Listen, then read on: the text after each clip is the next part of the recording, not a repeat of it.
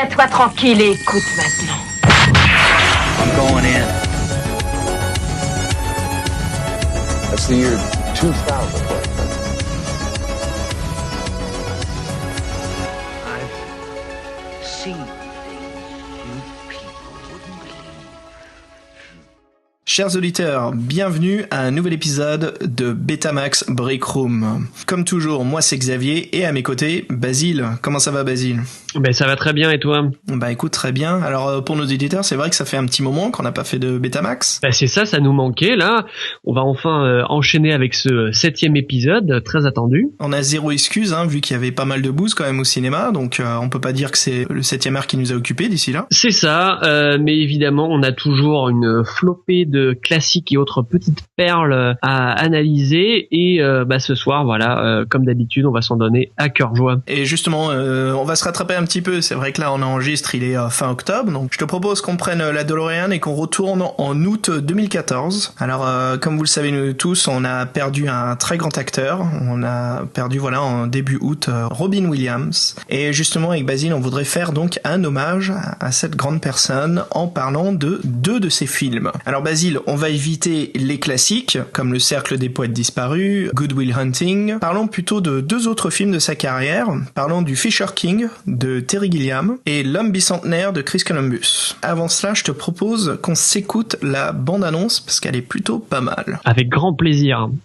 Okay, Jack, we're on the air in 5, 4, 3, 2, 1.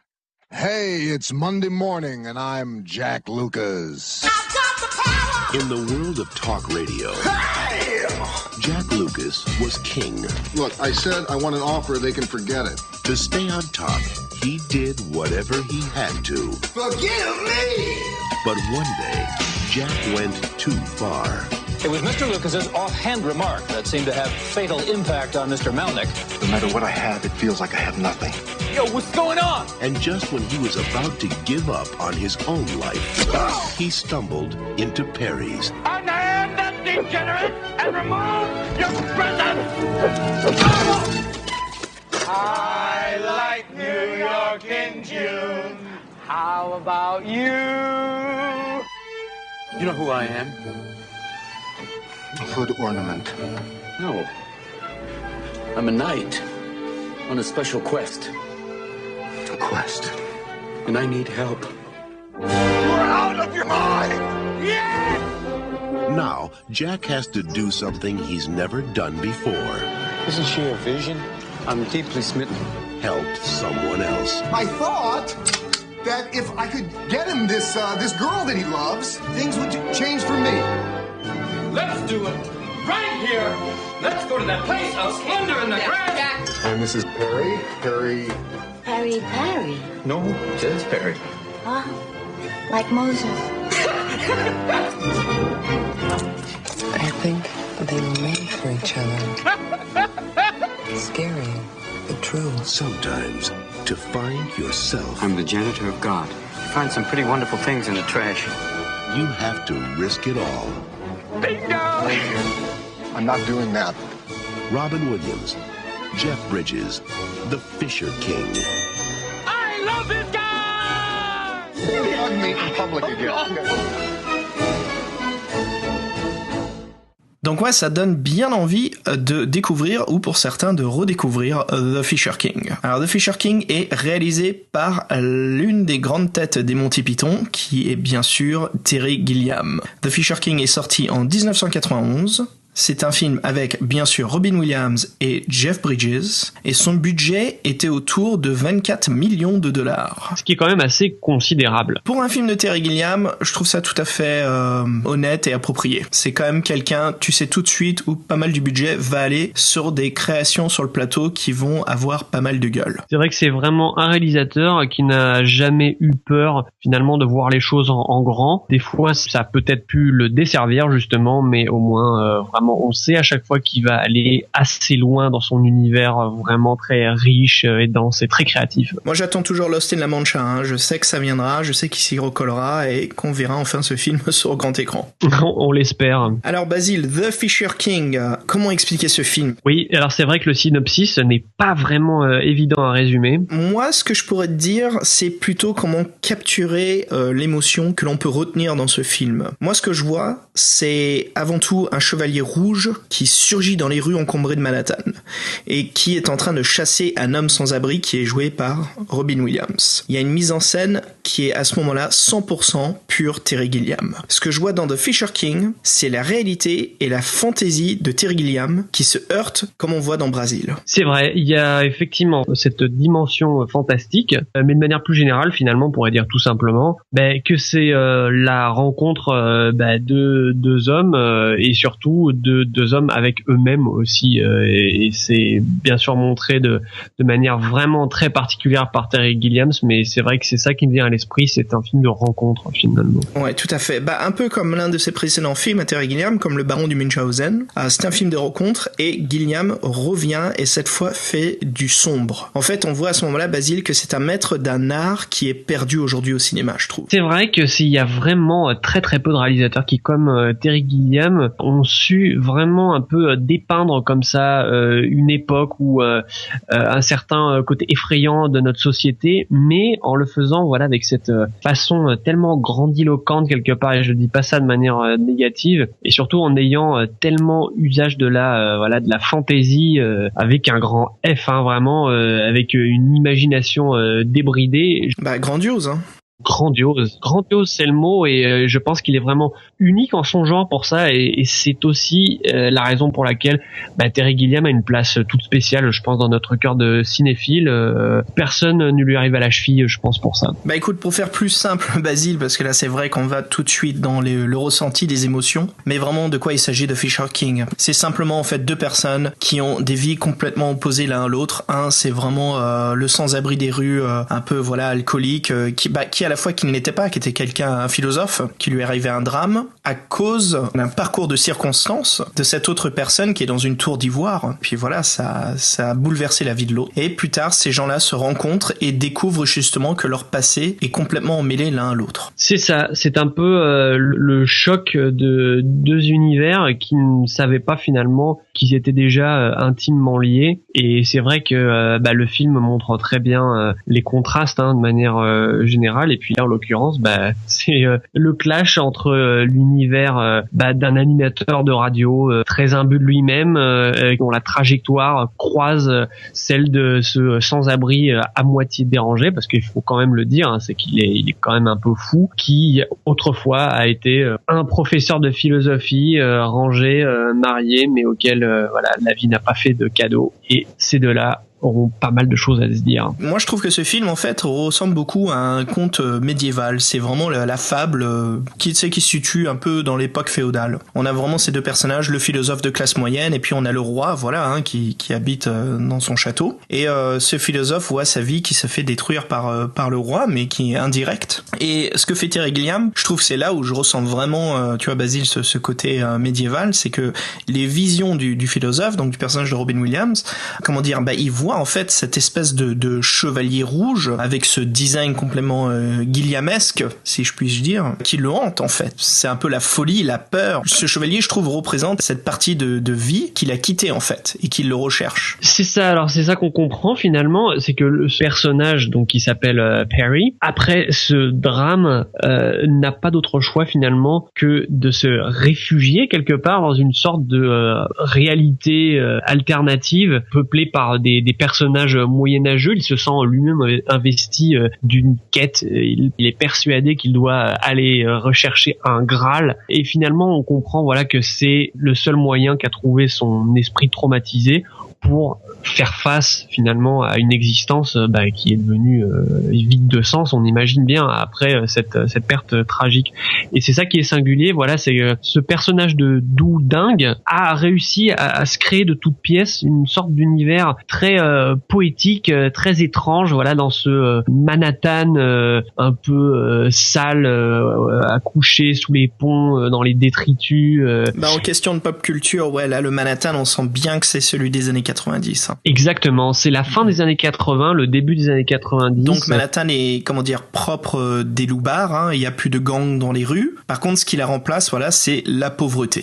Exactement. Ça, on le sent de toute façon quand on regarde le cinéma des années 80, c'est les loupards, les bandits qui volent les télés, tu sais, les trucs classiques par les fenêtres sur les sorties de secours à incendie sur les côtés. Et les années 90, c'est cette pauvreté très présente qui même oppresse la ville et qui maintenant aujourd'hui est complètement lavée. C'est devenu la ville touristique de charme et d'amour de l'Amérique. Bah oui, et puis on va pas faire de petit aparté sociologique, mais c'est vrai que clairement New York est devenu de moins en moins populaire, et c'est vrai que des quartiers qu'on a connus quand on était jeune, alors quand je dis connaître, je veux dire évidemment par le biais des séries télé ou du cinéma, quand on entendait des noms comme Brooklyn par exemple, voilà, on imaginait tout de suite le quartier d'immigrés. Moi j'ai un petit exemple en tête qui me fait toujours sourire, c'est moi je repense à Tony Micheli de la série Who's the Boss, Madame est servie en français. Ouais. Voilà, qui débarque avec sa camionnette, voilà, c'est un fils d'immigré italien, il habite à Brooklyn, et voilà. Puis le West Side, on pense au quartier latino, quoi, West Side Story, hein. C'est ça, exactement. Ce sont pas des clichés pour la ville de New York, hein, c'est vraiment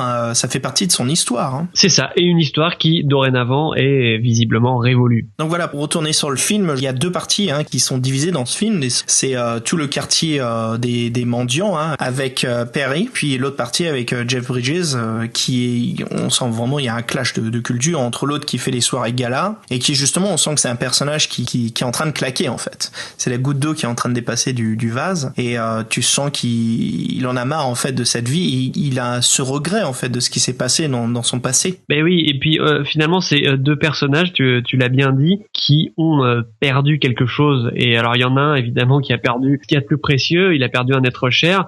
Et l'autre, finalement, il a perdu sa gloire. Je dirais même son âme, en fait. Il avait perdu son âme, mais ce qu'il ne savait pas, c'est que déjà, il l'avait perdu lorsqu'il était cet animateur égocentrique, provocateur. Exactement, ouais. Ça, c'était bien joué par Jeff Bridges, tout ça. Hein. Ce côté, on sent que il en a rien à foutre, c'est le roi de New York. C'est le roi de New York, c'est exactement ça. Et puis, alors, vraiment, tellement pertinent, je trouve, ce fameux morceau de musique qui revient à plusieurs reprises, c'est I Got the Power, c'est ça ? C'est ça, ouais. Voilà, exactement. Et puis ça, c'est vrai que c'était un très très bon choix parce que c'est typique des années 90 et on l'associe tellement bien. Voilà, ce personnage très orgueilleux qui croit vraiment qu'il est au-dessus des autres, que c'est le mec super cool et puis tout le monde va être comme lui. Sauf que le jour où il y a un mec qui le prend au pied de la lettre dans une de ses émissions de radio et qui s'en va faire un massacre dans un bar, là tout de suite, ça devient moins drôle et sa vie bascule. Il se rend compte qu'il a ce pouvoir en fait qu'il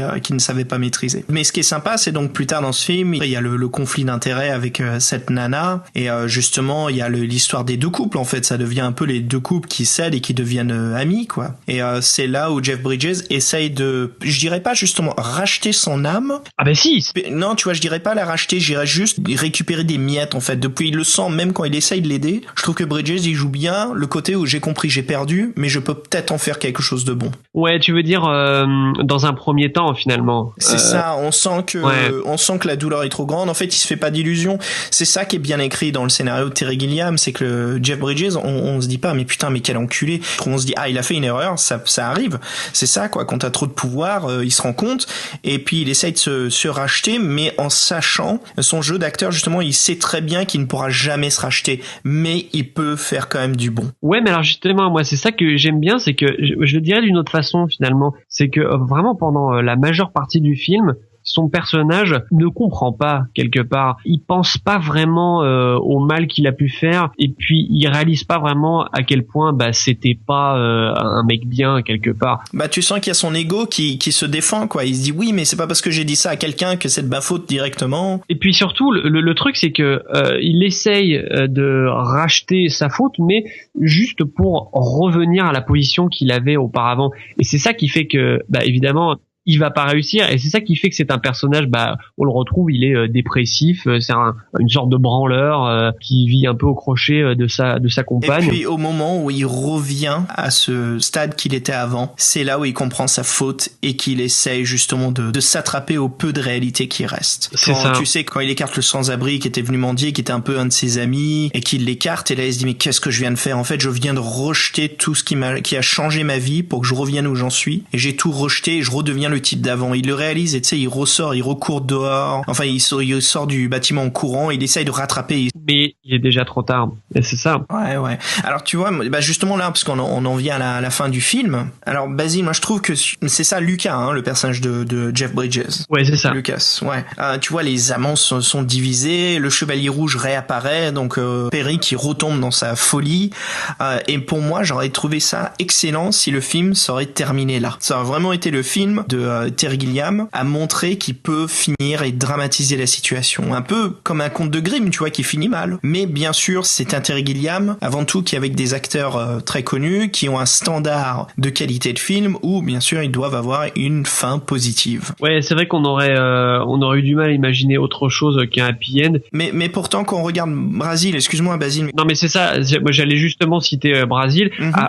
Pour moi, c'est quelque part une exception parce que Brésil, c'est une fin qui est tellement pessimiste mais en même temps tellement vrai que voilà, le Hollywood étant ce qu'il est, tu ne peux pas attendre ce genre de fin. Et puis si Fisher King aurait fait ça aurait été oui, mais ça copie la même règle que Brésil, c'est exactement la même fin, donc peut-être tu vois, il y a plein de choses qui sont possibles. Mais moi je trouve que ça aurait été parfait. Je trouve que la vache, tu vois, non seulement il te fait du drame, il te rentre dans le cœur, mais il te l'arrache du torse quoi. Et en même temps, tu sens quand même que t'as vu quelque chose de vraiment intéressant. T'as ressenti que t'as vécu une histoire émotionnelle très forte.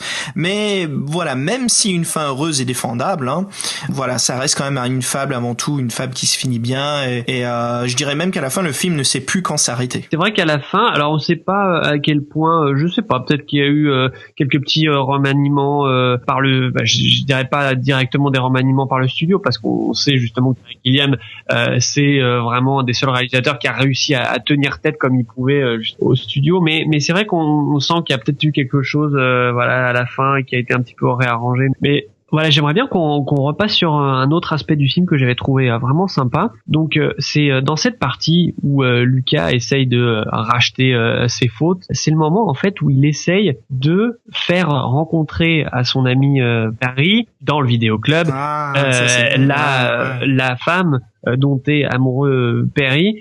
Et je trouve que tout ce passage était vraiment très bien trouvé. Et ne serait-ce que aussi dans le choix de l'actrice, dans le choix de ce physique vraiment atypique, c'est merveilleux. Là, je trouve qu'il est pas pris justement une de ces beautés très classiques là qu'on aurait pu voir. Kim Basinger. King, exactement. Voilà, c'est ça. Bimbo sans grand intérêt. Non, là, il a vraiment choisi une femme vraiment, ouais, c'est ça, avec un physique très particulier. Et elle en est d'autant plus touchante. Là, elle a toute cette maladresse, ce côté un peu. Elle aussi, elle est un peu dingue finalement. Et c'est ça, Fisher King. Finalement, c'est un petit peu une histoire de gens un peu dingues. Hein. Et c'est ça qui fait aussi que les personnages sont si attachants, parce que là, ils ont du relief, ils ont quelque chose. Et puis il y a cette scène tellement drôle là quand ils sont au restaurant tous les quatre. Et puis là, ils font juste les cons ensemble. Voilà.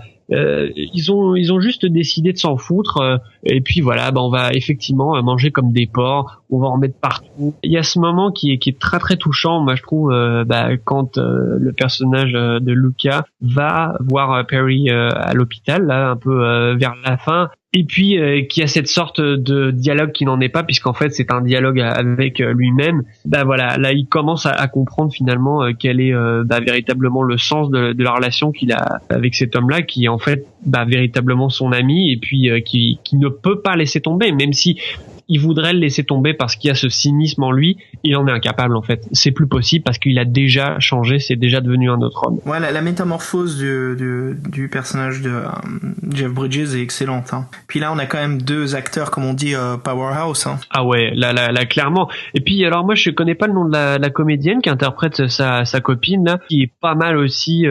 dans le genre vraiment tu sais, ces personnages vraiment de femmes fortes en gueule. Bon là, je pense que si je me rappelle bien, des ascendances italiennes, donc il y a bien le côté un peu flamboyant. Là, tu vois, qui se laisse pas faire. Tout ça, c'est vraiment une galerie de personnages là qui font que vraiment, voilà, le film te marque. Ces gens-là, tu les oublieras pas. C'est comme s'ils étaient passés dans ta vie à un moment donné.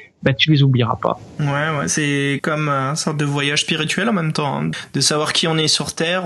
C'est ça. Puis moi, ce que j'aime bien aussi, c'est toujours pour parler de cette évolution du personnage de Lucas. Moi, je trouvais que c'était vraiment beau finalement qu'il plonge dans la folie de son ami. C'est-à-dire que il se met à embrasser lui-même cette cause perdue, cette recherche complètement absurde là, ce fameux Graal en plein cœur de Manhattan. Il va jusqu'au bout. Et ça, j'ai trouvé que c'était vraiment beau, tu vois. Là, avec c'est la maîtrise de Gilliam aussi sur cette folie, pas obligatoirement de mettre des effets visuels. Mais comment guider ces acteurs à ce que le spectateur comprenne que l'un est perdu et l'autre est complètement au courant de ce qu'il est en train de faire. Petite anecdote, tu sais quand ils sont à Central Park et Robin Williams se met à poil et commence à faire sa scène où justement il chante ou il crie. Donc ce qui s'est passé sur le plateau de tournage, c'est que vu qu'ils ont vraiment tourné à Manhattan, une grande partie du film, voilà, comme on disait plus tôt, Basile, avec cette époque-là, voilà, il y avait énormément de sans-abri, mais il y avait plus les punks et les gangs. Ce qui s'est passé en fait, c'est qu'il y a un sans-abri sur un vélo qui est venu les voir. Et je crois qu'ils ont tourné la séquence vers 2h du matin, quelque chose comme ça. Et en fait, le mec il commençait à faire des tours autour d'eux, en train de chanter à Robin Williams. Et Robin Williams qui était dans un trench coat justement pour pas qu'il soit toujours à poil quoi pendant toute la séquence. Et ils se mettaient à discuter tous les deux. Donc tu vois, pendant ce moment où ils sont en train de faire une séquence où ils jouent de la folie, ils sont accueillis par de la folie mais qui est réelle. C'est ce qu'on appelle la synchronicité. C'est ça quoi. Être complètement embrassé dans l'univers de son film par la réalité qui nous entoure. Ah c'est une belle anecdote. Moi j'aime beaucoup Fisher King, ça m'a bien attaché. Alors tu sais que l'histoire. Moi la première fois que j'ai vu Fisher King, j'avais 16 ans. Alors je t'admets que j'ai pas autant bien absorbé le film que quand j'avais 24, 25 ans ou plus tard. Et c'est évident, c'est ça avec les films de Terry Gilliam, c'est que quand on les voit adolescents, évidemment, on ne peut en goûter qu'une seule partie, et c'est après, avec la maturité, qu'on peut vraiment le goûter. Écoute, ce qui m'est arrivé, moi, c'est pourquoi j'ai vu Fisher King. J'ai vu une version du film où Robin Williams tient une épée en bois sur la couverture. Alors je me dis, qu'est-ce que c'est que ça, Terry Gilliam, je crois que c'est le mec des Monty Python là qui fait les dessins animés. Ouais, ok, super, je vais regarder ça. Et j'ai été transporté dans un film où c'était comme une déception parce que je m'attendais pas du tout à ça. Je pensais que ça allait comme le Baron Munchausen. Et au fur et à mesure que je regarde le film, je me fais vraiment transporter dans cet univers dramatique et j'apprécie vraiment. Et je me souviens que ça m'avait marqué parce que c'est le genre de film à l'époque que je regardais pas trop, justement parce que tu sais, le drame, voilà, ça peut pas. Oui. Et donc voilà, c'est ça qui m'avait marqué, c'est que quand je l'ai revu bien plus tard, j'ai senti cette évolution en moi-même, cette différence. Mais je me souviens toujours de me dire qu'est-ce que c'est que ça finalement. Et puis au même temps que je me dis ça, je continue à regarder et puis je me rends compte que j'aime bien. Il y a quelque chose qui me plaît là-dedans. Alors bien sûr, dès qu'il y a les séquences fantastiques, les séquences d'illusion de Paris, c'est là où on s'éclate. Et même aujourd'hui, je m'éclate toujours à les voir.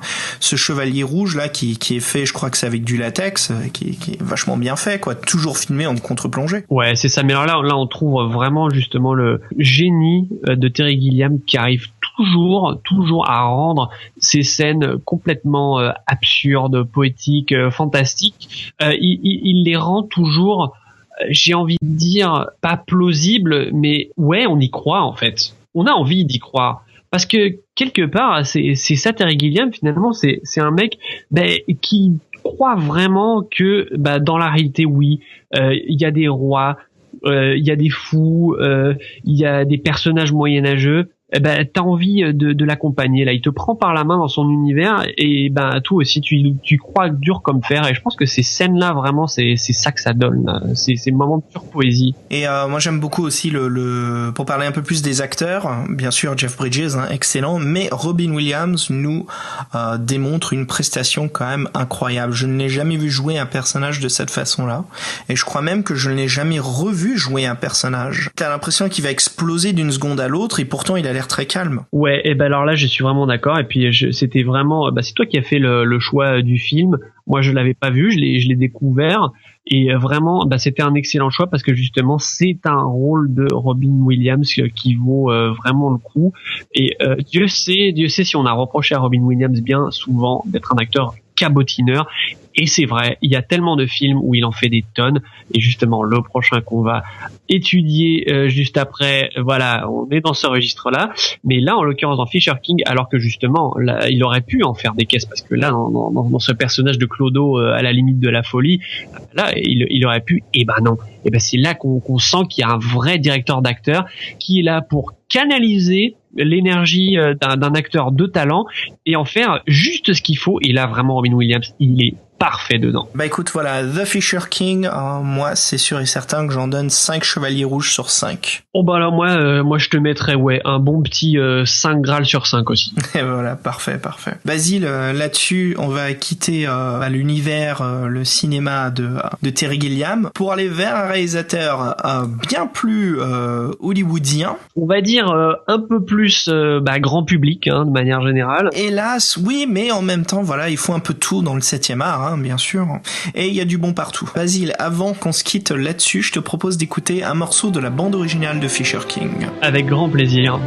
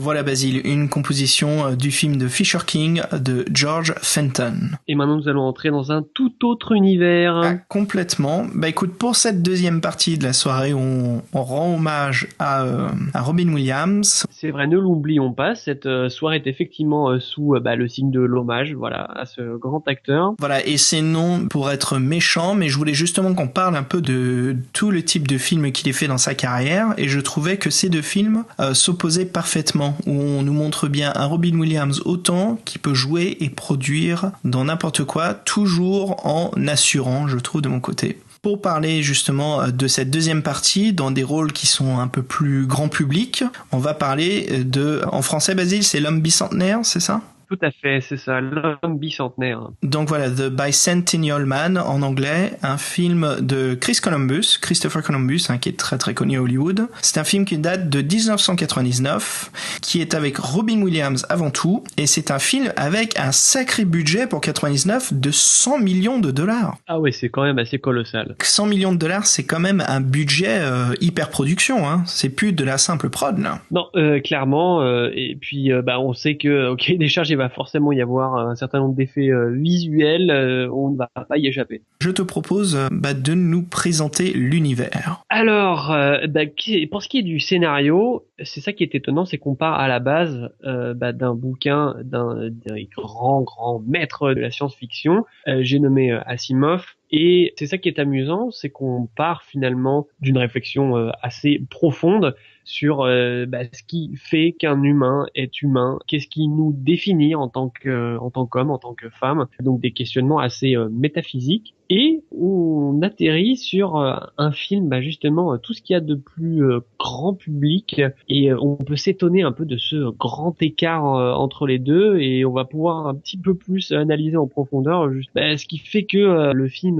trébuche un peu là sur ce questionnement de départ qui était peut-être un petit peu trop lourd pour les épaules de Chris Columbus notamment et les autres qui ont participé à ce film. Je trouve que ta dernière phrase là est parfaitement dit. Christopher Columbus, ce n'était absolument pas le réalisateur qu'il fallait pour ce film. Je te laisse nous rappeler quels sont les films les plus connus de Chris Columbus. Vas-y, commence j'allais dire le massacre, mais bon, n'exagérons pas. Bon, alors, on aura tous quand même le bon souvenir de Maman, j'ai raté l'avion, Home Alone.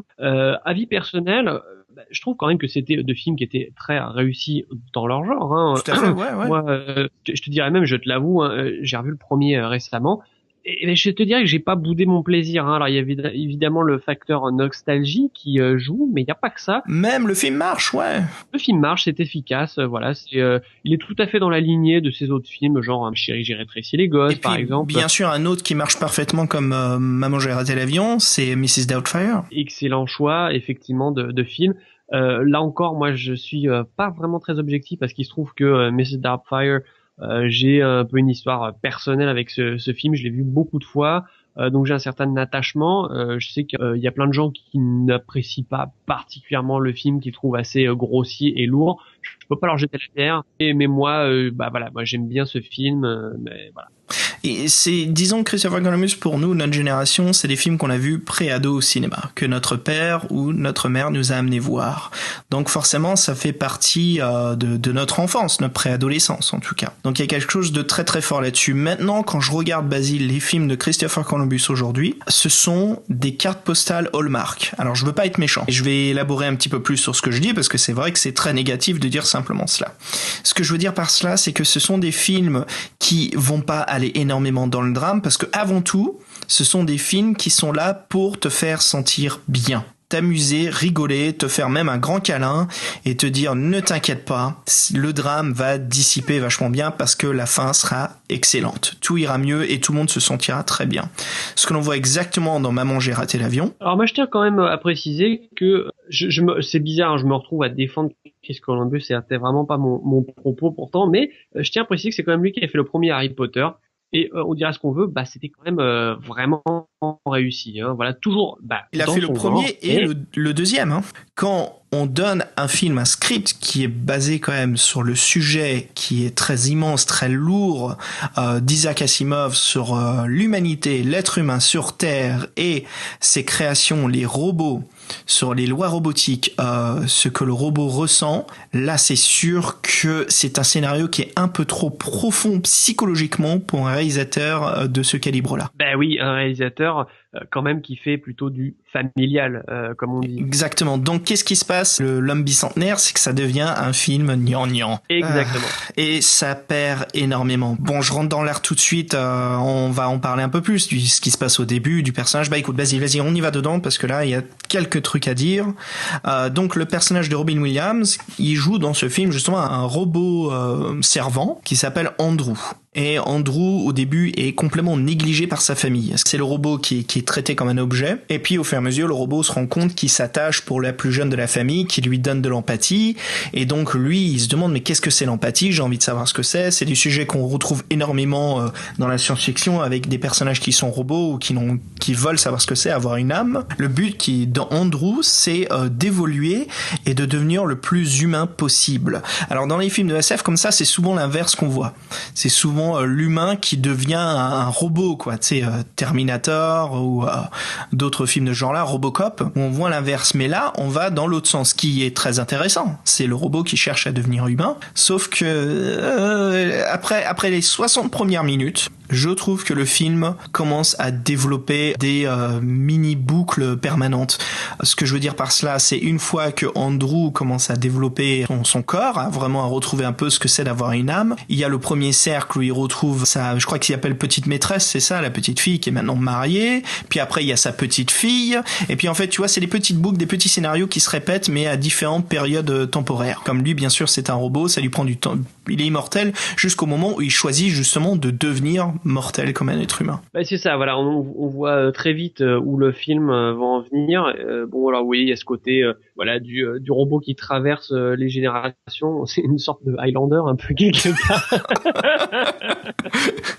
Et puis il y a même une scène là qui était un petit peu maladroite là où il revient en fait dans la fameuse maison où il est resté pendant tant d'années et où en fait il prend alors c'est la fille ou la petite fille, je me rappelle même plus de ce fameux personnage de la petite maîtresse.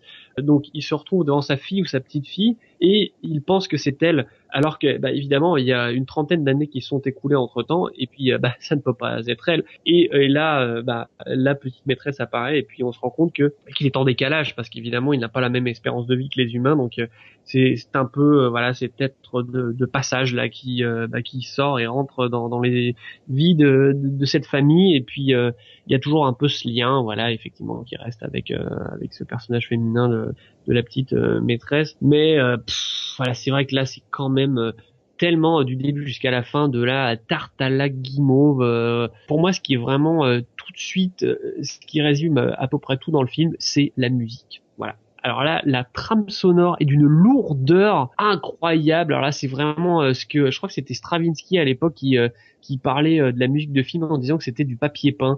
Là, c'est vraiment ça. Là, c'est comme à chaque fois qu'il y a une émotion, on se sent obligé d'avoir tout un orchestre symphonique qui est là pour bien souligner tout ce qui se passe.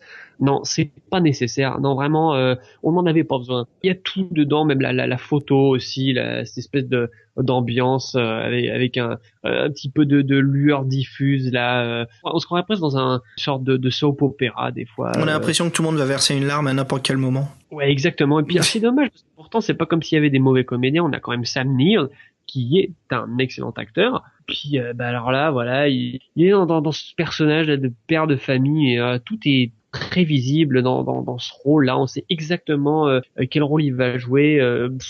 C'est vraiment dommage. Alors écoute, c'est là où moi je vais défendre une partie du film Basile. Pour moi, l'homme bicentenaire, Bicentennial Man, c'est un de mes péchés mignons. J'aime beaucoup une partie de ce film. Bon, je me cache pas, il y a une partie de ce film qui m'aime énormément. C'est l'histoire du personnage du robot.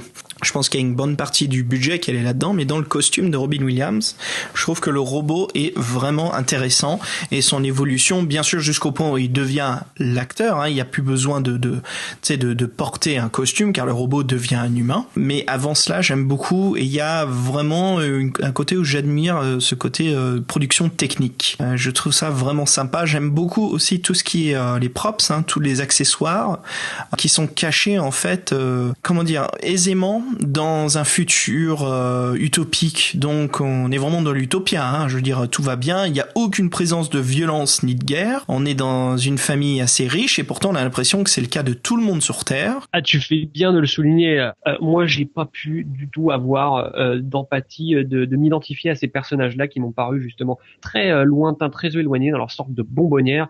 Et effectivement, voilà, c'est une sorte de classe sociale supérieure là qui se paye le dernier joujou technologique, là, le robot. Puis il y a même pas de critique là-dessous. Finalement, c'est présenté comme quelque chose de très normal. Alors moi, j'ai pas lu le roman d'Asimov, mais quelque chose me dit que il y avait peut-être un petit peu plus d'aspérité justement dans le livre original.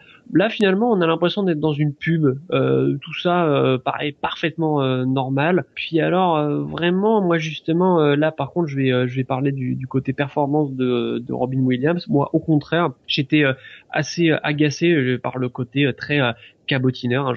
J'emploie le mot vraiment volontairement, puisque c'est ce que je disais tout à l'heure. Pour moi, il en fait vraiment des caisses là-dedans, et c'est justement un de ses rôles pour lequel il a été quand même pas mal critiqué, justement. C'est Robin Williams fait tout, Robin Williams fait le robot, Robin Williams fait la femme, Robin Williams fait le chien.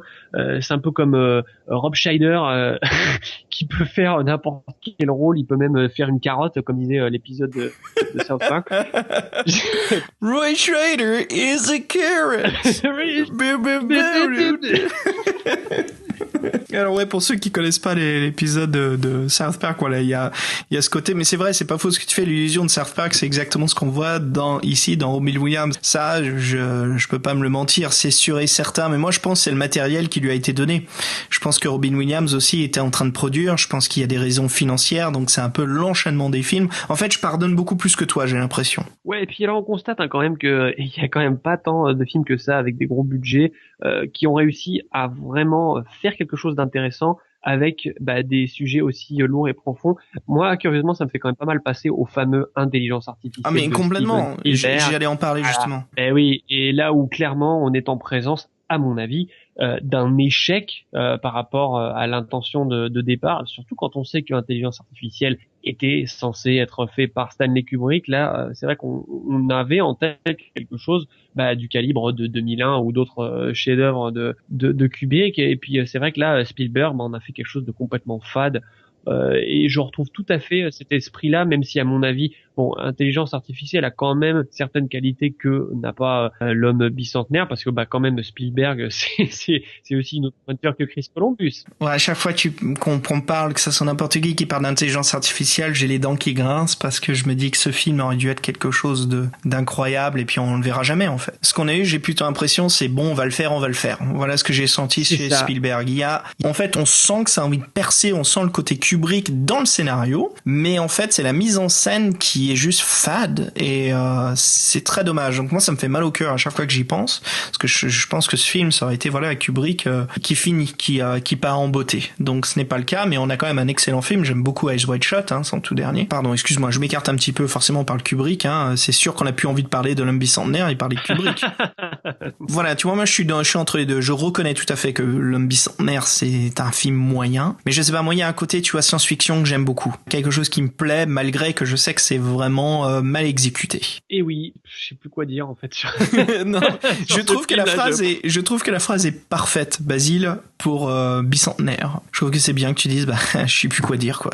C'est pas l'un de ces films où on peut en parler, c'est sûr, une bonne heure, Ben non, mais il en faut aussi. Et puis, je trouve que c'était pas mal justement de confronter vraiment ces deux univers très très différents au travers de cet acteur, qui est vraiment, je vais pas dire qui est capable du pire comme du meilleur, parce que on a rarement vu Robin Williams vraiment jouer de la merde, si je puis m'exprimer ainsi. Il a joué dans des films de merde, ça c'est sûr. Il a fait des choses très familiales, des Flubber et compagnie, voilà, c'est des films pour les enfants, je veux dire, ça se comprend. Et puis il y a ce côté aussi, il y a une question de budget, il y avait des problèmes comme ça dans la vie de Robin Williams, mais bref. Ben c'est ça. Et puis alors moi, après avoir dit quand même un peu de mal du film, et puis aussi de cette performance donc de Robin Williams, je voudrais quand même finir en disant que, qu'on le veuille ou non, Robin Williams, ça fait partie de ces acteurs qui ont vraiment fait partie prenante de notre enfance. Il y a toujours quelque chose de sentimental qui sera associé à cet acteur. Je pense que c'est pour ça que quand il est décédé, notre génération forcément a eu comme ça ce petit pincement au cœur parce que il fait partie comme ça d'une certaine époque. Et moi je pense ce côté sympathique qu'il avait. Évidemment on le connaissait pas, on savait pas comme il était dans la vraie vie, mais ce qu'il dégageait à travers ces rôles-là, c'est ça, c'est ce côté vraiment drôle et sympathique. Puis je vais terminer avec une petite anecdote. C'est que à l'époque où j'allais encore chercher des cassettes vidéo dans mon vidéoclub, il se trouve qu'un jour j'ai changé de vidéoclub parce que mon ancien avait fermé et puis le nouveau je suis arrivé. Figure-toi que l'employé du vidéoclub, je crois même que c'était le gérant, c'était le sosie de Robin Williams. Et puis quand je l'ai vu et que je lui ai pris mon premier film, je lui ai dit je pense qu'on doit vous le dire souvent, mais vous ressemblez vraiment beaucoup à Robin Williams. Et évidemment il a éclaté derrière et puis il m'a dit oui, vous doutez bien qu'à chaque fois que les gens rentrent ils me disent ça. Et puis puis c'était drôle parce que lui aussi il avait ce grand sourire, cette sympathie là et voilà, ça m'a fait penser à ça, c'était drôle. Ah, sympa. Écoute, moi pour finir sur cette soirée, Basile, voilà aussi, je pense que comme tu l'as très bien dit, Robin Williams c'est une partie de notre enfance, adolescence et même là le fait qu'on soit dans la trentaine. Robin Williams s'est toujours donné à fond, je crois même qu'il en a donné sa vie en tant qu'acteur et il nous a livré de tout, que ça passe à Good Morning Vietnam, comme j'ai dit plus tôt, Good Will Hunting, Le Cercle des Poètes Disparus. Enfin, ce que je veux dire, c'était Robin Williams pour moi m'a beaucoup marqué. Pour ceux qui veulent vraiment découvrir un peu plus la personne derrière l'acteur, Robin Williams, je vous conseille de regarder si vous êtes bilingue. Je pense même que vous pouvez le trouver, c'est sûr et certain, avec sous-titres français. C'est les Acteurs Studio. Sur ce, moi j'ai envie de dire salut l'artiste, salut Robin. Salut Robin Williams, merci beaucoup, thank you very much. Et puis Basile, écoute, on se retrouve très prochainement. Je crois qu'on est reparti pour la saga, la série Betamax Break Room. Ouais, on est bien chaud pour enchaîner là. Merci de votre écoute. Voilà, on est de retour, on n'est pas mort et c'est clair et net qu'on veut surtout pas abandonner ce podcast. Avec Basile, c'est toujours un plaisir pour nous de parler cinéma et de partager nos impressions avec vous. Donc justement Basile, mini pause avant de se quitter. Je sais qu'on est un peu comme la fin de Fisher King, on sait plus s'arrêter. Si vous voulez nous écrire, partager avec nous vos impressions ou si vous avez des questions, vous pouvez nous écrire à l'adresse mail suivante, bureau@toceti.org. Alors TO s'écrit TAU-central CETI.org. Voilà, n'hésitez pas à utiliser cette adresse mail pour nous écrire, partager la passion du cinéma, ou si vous avez des recommandations, on se fera un plaisir de lire vos mails. Et puis voilà, si avec Basile on est complètement porté par le choix. Oui, moi ça me paraît une très bonne idée, effectivement. Donc voilà, on va conclure la soirée. Basile, encore merci. Merci à toi, c'est toujours un plaisir. Et puis je te dis à très bientôt pour le prochain Betamax Break Room. À la prochaine.